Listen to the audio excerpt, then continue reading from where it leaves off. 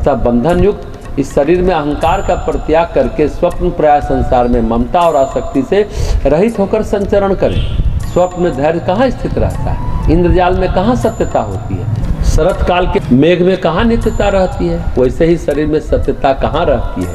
यह दृश्यमान समस्त चराचर जगत अविद्या कर्म जनित है। ऐसा जानकर तुम्हें आचारवान योगी बनना चाहिए, उससे तुम सिद्धि प्राप्त कर सकते हो। इस प्रकार का उपदेश देकर वे सभी दीनहीन प्राणियों पर वात्सल्य भाव रखने वाले साधु वहाँ से चले गए।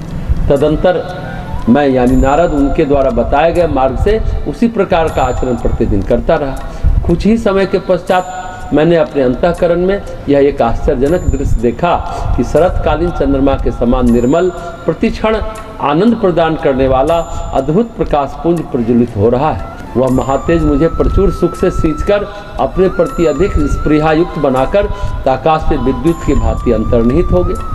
भक्ति पूर्वक मैं उस अनोखे ज्योतिपुंज का ध्यान करता हुआ समय आने पर अपना शरीर छोड़कर विष्णु लोक चला गया।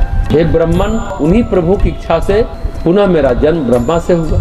उन भगवान की कृपा से ही मैं आज अनासक्त रहकर तीनों लोकों में बार बार वीणा बजाते और गीत गाते हुए घूमता रहता हूँ। अपना ऐसा अनुभव बताकर मुनि नारद मेरे पास से मनोनुकूल दिशा में चले गए।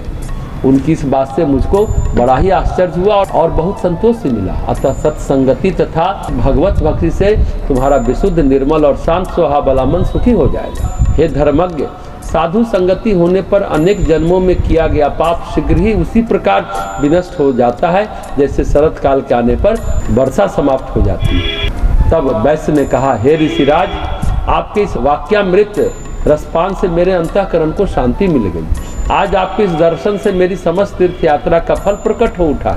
यह सुनकर लोमस जी ने कहा, हे राजेंद्र, धर्म, अर्थ और काम, इस त्रिवर्ग के फल की इच्छा करने वाले तुम्हारे हित में यह मानता हूँ कि वृषोत्सर्ग के बिना जो बहुत से सत्कर्म तुमने किए हैं वे सब उस कणों के रूप में पृथ्वी पर गिरे हुए जल के समान भी कुछ भी कल्याण करने की सामर्थ्य नहीं रखते हैं। इस पृथ्वी तल पर वृषोत्सर्ग के सदृश हितकारी कोई साधन नहीं है।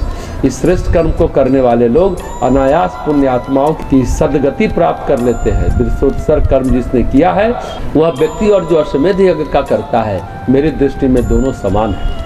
ये दोनों दिव्य शरीर प्राप्त करके इंद्रदेव का सानिध्य ग्रहण करते हैं। अतः तुम पुष्कर तीर्थ में जाकर वृषोत्सर्ग कर्म को संपन्न करो। हे साधु, उसके बाद ही तुम अपने घर जाओ, जिससे कि इस तीर्थ यात्रा का समस्त कृत्य भली भांति पूर्ण हो जाए।